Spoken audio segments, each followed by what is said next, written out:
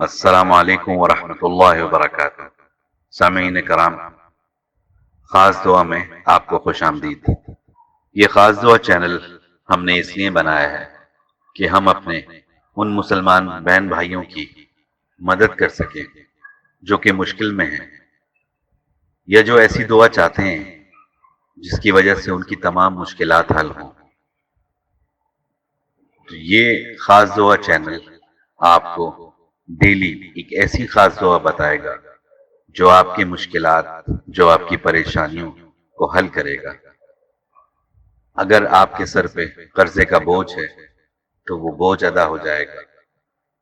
کسی بھی مالی پریشانی میں آپ مبتلا ہیں وہ ختم ہو جائے گی۔ گھریلو ٹینشنیں ہیں، میاں بیوی کے جھگڑے ہیں، ساس بہو کے جھگڑے ہیں، غرض یہ کہ کوئی بھی مشکل پریشانی انشاءاللہ تعالی حل ہو جائے گی۔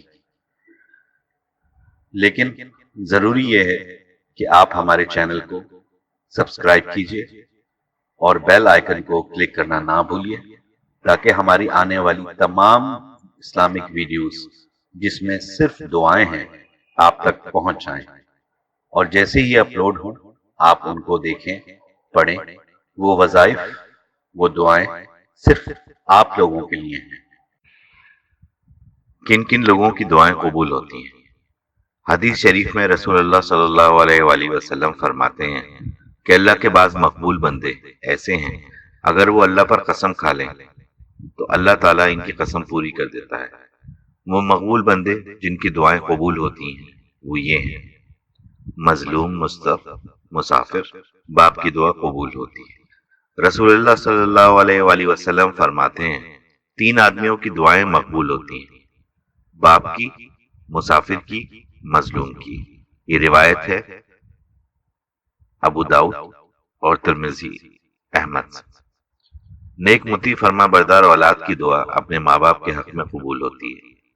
رسول اللہ صلی اللہ علیہ وآلہ وسلم فرماتے ہیں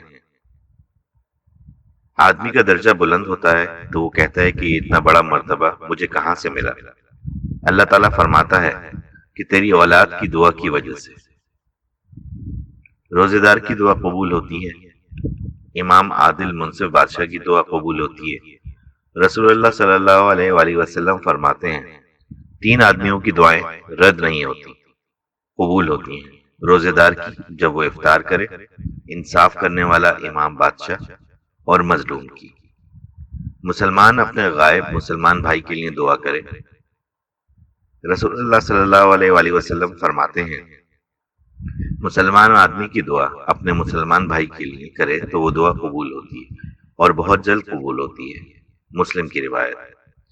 فرمایا غائب کی دعا غائب کے حق میں بہت جلد قبول ہوتی ہے۔ روایت ترمذی، ابو داؤد۔ تائب یعنی گناہوں سے توبہ کرنے والے کی دعا قبول ہوتی ہے۔ رسول اللہ صلی اللہ علیہ وآلہ وسلم فرماتے ہیں کہ گناہ سے توبہ کرنے والا ایسا ہو جاتا ہے گویا اس نے گناہ ہی نہیں کیا۔ روایت مسلم۔ اور فرمایا ہر رات اور دن میں اللہ تعالیٰ بہت سے بندوں کو آزاد کرتا ہے اور ان میں سے ہر ایک کی دعا قبول فرماتا ہے۔ رسول اللہ صلی اللہ علیہ وآلہ وسلم فرماتے ہیں بسم اللہ الرحمن الرحیم من قال لا الہ الا اللہ وحدہ لا شریک لہ لہ الملک ولہ الحمد وہو علی کل شیء قدیر الحمد للہ وسبحان اللہ ولا الہ الا اللہ واللہ اکبر ولا حول ولا قوة الا باللہ العلی العظیم اللہم اغفر لی۔ بخاری شریف سے روایت۔ جو شخص رات کو جاگنے کے بعد اس دعا کو لا الہ الا اللہ سے اللہم اغفر لی تک پڑھے اور دعا کرے، اس کی دعا قبول ہوگی، اور وضو کر کے نماز پڑھے، نماز قبول ہوگی۔ آیت کریمہ لا الہ الا انت سبحانک انی کنت من الظالمین پڑھنے والے کی دعا مقبول ہوتی ہے۔ رسول اللہ صلی اللہ علیہ وآلہ وسلم فرماتے ہیں کہ حضرت یونس علیہ السلام کی دعا لا الہ الا انت سبحانک انی کنت من الظالمین جو مسلمان پڑھے گا اس کی دعا قبول ہوگی۔ حاجی جب تک اپنے گھر واپس نہ آ جائے اس کی دعا قبول ہوتی ہے۔ آپ اللہ تعالیٰ سے خوش و خضو کے ساتھ دعا کریں۔